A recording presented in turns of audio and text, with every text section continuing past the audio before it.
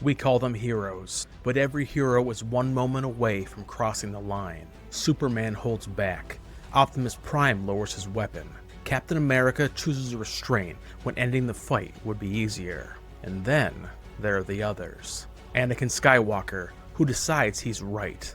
Walter White, who decides the end justifies the means. The difference isn't strength, or pain, or destiny. It's the moment someone decides they're absolutely right, and restraint starts to look like failure. We think monsters are born in the dark, but they're not. They're born in the light of their own self-righteousness, and that light is blinding. This is Disassembled Heroes and Villains, and today we're asking a dangerous question. What makes good men fall and heroes rise? Everyone thinks the difference between heroes and monsters is obvious. We tell ourselves it's about morality, or cruelty, or how far someone is willing to go. But the line doesn't break there. The most dangerous belief a person can hold isn't that they're powerful, it's that they're right, and that everyone else just hasn't caught up yet. Because being right feels responsible. It feels necessary. It gives you permission to stop listening. That's what this episode is really about. Not good versus evil, not heroes versus villains. It's about the moment restraint becomes negotiable. We like to imagine monsters as obvious, loud, unhinged, fueled by rage. But most of the time, they're not. They don't see themselves as villains at all. They see themselves as people who ran out of options. I'm right. I have to do this. Someone has to. It's a sort of seduction, and it works because it feels grown up. It feels serious. It feels like leadership. That's why Thanos doesn't smile when he snaps his fingers. There's no celebration in it. He's burdened by the choice. He believes he's the only one strong enough to make it. What drives him isn't cruelty, it's purpose, untethered from restraint. Certainty is comforting, especially when you're exhausted, especially when you're afraid, especially when responsibility feels like it's pressing straight through your chest. Certainty removes doubt, and doubt slows you down. So restraint becomes the first thing to go. That's how people lose the thread without realizing it. Then, there's the excuse that feels even cleaner than pain. Logic. Look at Shockwave. He doesn't act out of rage. He doesn't lash out. He just calculates. He runs the numbers and decides morality is inefficient. When certainty turns mathematical, restraint stops factoring into the equation. Pain works differently. Pain tells you you're owed something. Pain convinces you that holding back is a luxury reserved for people who haven't suffered. Pain whispers that restraint is unfair. That's where the story of Megatron truly takes place. Not as a tyrant, not as a conqueror, but as someone hurt. Someone crushed beneath a system that didn't care whether he lived or died. Someone who watched power protect itself while others paid the price. And for a long time, he was right. The injustice was real. The suffering was real. The anger made sense. But something subtle changed. Pain stopped being a reason and started becoming permission. The question shifted from how do we fix this to why should I hold back? It's when oppression turns into authority. That's when restraint starts to feel naive. It's the same trap Light Yagami falls into. He starts with a notebook and a desire to clean up the world, but once he decides he's the only one qualified to judge it, he stops being a student and starts being a god. And gods don't hesitate. From the inside, none of this feels like corruption. It feels like clarity, like finally seeing the world as it truly is. That's how people cross the line without noticing it's behind them. This isn't a fictional problem. I've lived a smaller version of it. There was a time when I was certain I was doing the right thing, working constantly, sacrificing everything, convincing myself it was necessary. I believed the weight of the world was on my shoulders, that if I didn't carry it, everything would fall apart. And slowly, things started drifting. Not through arguments, not through explosions, through absence. Being there physically, but not really present. Choosing busyness over connection, letting urgency outrank what was right in front of me. I told myself I had no choice, that the sacrifice was noble, that the grind would justify the cost. But certainty has a way of lying to you. Restraint felt unbearable, slowing down felt like failure, admitting limits felt like weakness, and asking for help felt like losing control. And so I didn't. I hid behind work, behind progress, behind numbers that looked good on a screen. It felt like momentum, it felt like success, but it was a castle built on sand. Certainty kept insisting it was worth it. A calendar I couldn't escape, a phone I never put down, a voice telling me this is how it had to be, and that's the trap. Certainty doesn't announce itself as danger, It shows up as disguised as necessity. And once you're convinced you're right, once you believe there's no other option, you stop asking the only question that matters. Who pays the cost of certainty? That's where the line actually is. Not between the heroes and monsters, but between restraint and permission. Because monsters don't start by choosing evil, they start by deciding they're right. And once restraint no longer matters, everything else follows. People like to say power corrupts. It's a comforting belief. If power is the problem, then morality is just a matter of scale. Stay small, stay humble, stay untested. But power doesn't change who someone is. It removes the friction. Power shortens the distance between belief and action. It strips away the consequences that once forced restraint. And when someone is already certain they're right, power doesn't corrupt them. It clears the path.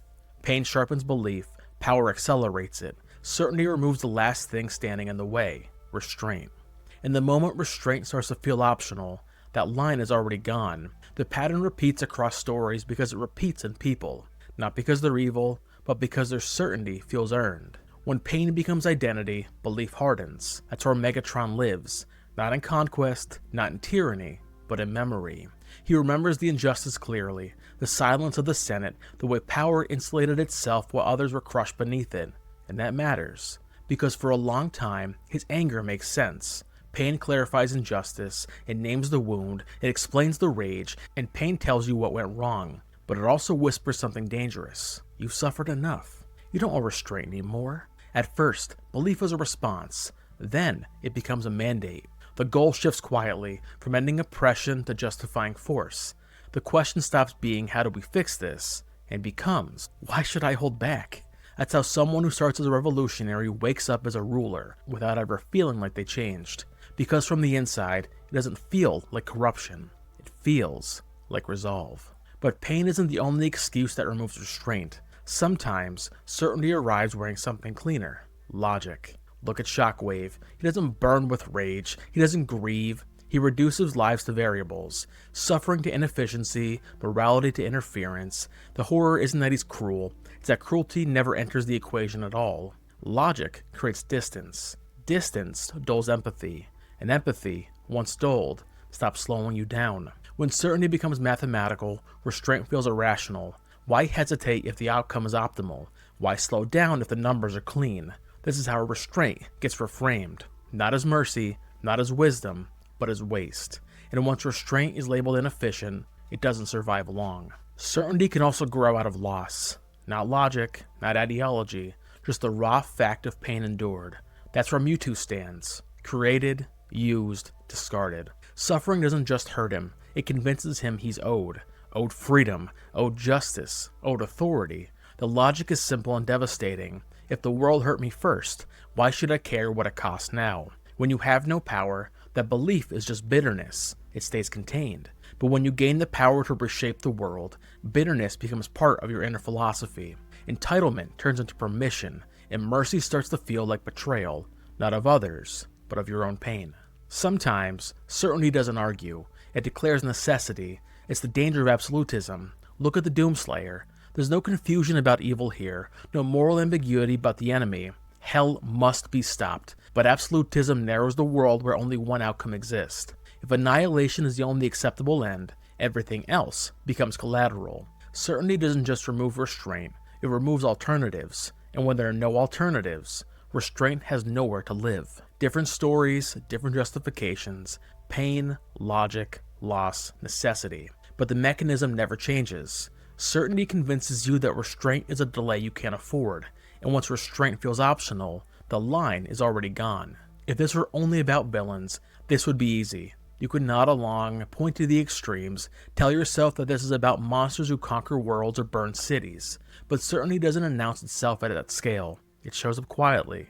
In the argument you needed to win, in the shortcut you told yourself was temporary, in the relationship you justified neglecting because this mattered more. But you're not Megatron, and you're not Shockwave.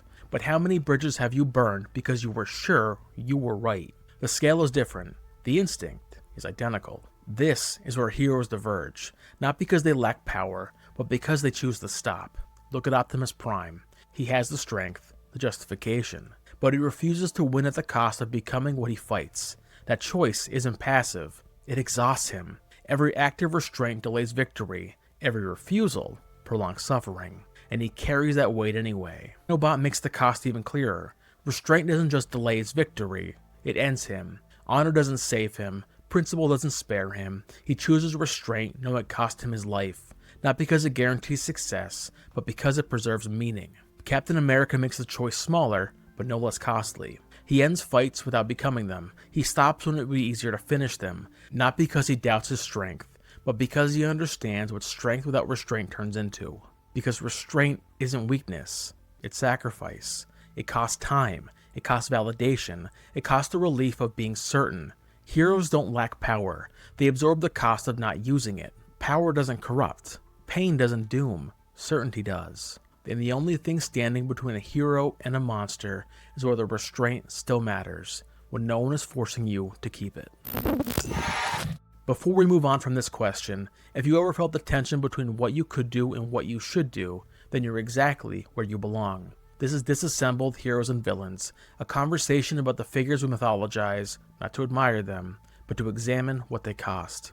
Heroes shaped by restraint, villains hardened by certainty, stories that reflect the choices we make when no one is forcing our hand. In the weeks ahead, we'll trace the line through figures like Optimus Primal and others who held back when power made stopping optional. So if this question matters to you, follow the show. We're just getting started.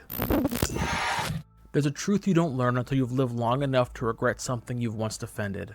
Certainty doesn't feel reckless in the moment, it feels responsible. It feels like carrying weight no one else is willing to touch.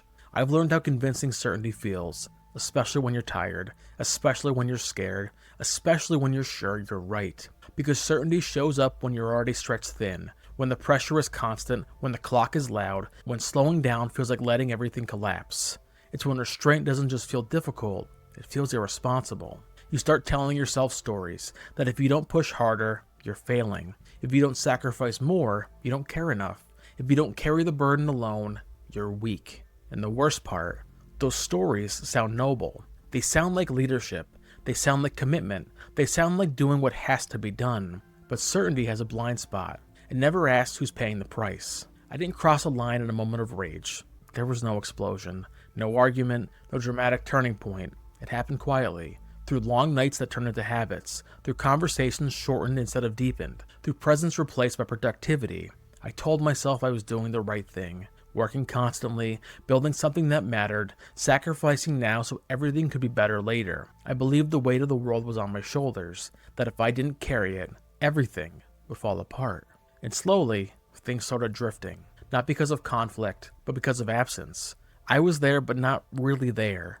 Physically present, but mentally elsewhere. I chose urgency over connection, busyness over attention, certainty over restraint. I told myself I had no choice, that the sacrifice was noble, that the grind would justify the cost. But certainty has a way of lying to you, because restraint feels unbearable when you're afraid. Slowing down feels like failure, admitting limits feels like weakness, and asking for help feels like losing control. And so I didn't. I hid behind work, behind progress, behind numbers that look good on a screen. It felt like momentum, it felt like success, but it was a castle built on sand. Certainty kept whispering that it was worth it. A calendar I couldn't escape, a phone I never put down, a voice insisting this is just how it had to be. And that's the trap. Because certainty doesn't announce itself as danger, it shows up as necessity. And this is where the mirror turns outward. Because this isn't just my story. Where have you justified the shortcut? Not the obvious one, the small one. The corner you cut because you were tired. The conversation you avoided because it was uncomfortable. The standard you lowered just this once. When did restraint start to feel unfair? When did impatience feel like punishment? When did doing the right thing feel like falling behind? How many times have you said just this once? And how many times did that sentence repeat? Certainty thrives in repetition. The first time feels like an exception. The second time feels like precedent. The third time feels like identity. It's how these lines disappear. Not in dramatic leaps, in inches. And the hardest truth to accept is this. No one crosses that line with you. You cross it alone. In the quiet moment when no one is watching. When you could pause, but you don't. When you could ask, but choose not to. When restraint is available, and you decline it. That's where the line stops being visible. This is why heroes matter. Not because they win, not because they're powerful, but because they stop. Look at Optimus Prime. He lives with certainty too. He knows Megatron must be stopped. He knows the war has gone on way too long. He knows mercy has a cost. If anyone has earned that right to say enough, it's him. If anyone could justify ending it permanently, ending it brutally, ending it efficiently, it's Optimus. That's what makes his restraint so heavy, because it isn't born from doubt, it's born from choice. Every day he wakes up knowing he could end the war faster by abandoning the line. Every day he chooses not to. This doesn't make him stronger, it makes him tired. It makes him carry grief longer than he should have to. It makes him watch others suffer while he refuses the shortcut. A restraint cost him victory. It cost him certainty. It cost him peace. And he pays it anyway, because he understands something that monsters forget. Once you decide the ends justify the means, you don't just reach the end, you become it. Optimus doesn't refuse to cross the line because it's easy. He refuses because crossing it would destroy the very thing he's fighting to protect. Meaning, trust. The idea that power can exist without domination. That's the cost of never crossing the line. It's lonely. It's exhausting. It's misunderstood. And it's the only reason the line exists at all. So here's the truth that doesn't feel good, but matters. Restraint doesn't make life easier. It makes it heavier. You don't get applause for it. You don't get certainty. You don't get relief. You get responsibility. You get the quiet burden. You get the long road. You get the choice to stop over and over again, when no one would blame you for going further. And that choice is always made alone. Because in the end, the line between heroes and monsters isn't crossed in rage. It's crossed in certainty. And the only thing that keeps you on the right side of it is the willingness to stop when you're absolutely sure you're right. Thank you for staying with this conversation about the fine line between heroes and villains. Not the spectacle of either, but the quieter thing between both. Because the line we're talking about doesn't live in battles, it doesn't live in origin stories, it doesn't even live in intention. It lives in the stories you tell yourself when restraint starts to feel unfair. It lives in the moment you decide that slowing down would cost too much, that stopping would set you back, that asking for help would somehow make you small. That's where the line actually is. Not in rage, not in cruelty, but in certainty. We like to imagine monsters as something other, something louder, something more broken than us. But monsters don't start as monsters. They start as people who decide their reasons are enough. Enough to cut the corner, enough to ignore the cost, enough to stop asking who gets hurt. And heroes don't stay heroes because they're stronger, or purer, or immune to doubt. They stay heroes because they keep choosing restraint, long after it stops being rewarded. They choose it when it costs them time, when it costs them clarity, when it costs them certainty. The choice doesn't feel noble in the moment. It feels lonely, feels inefficient. It feels like standing still while the world keeps moving, which is why so many people cross the line without ever meaning to. So stay uncomfortable.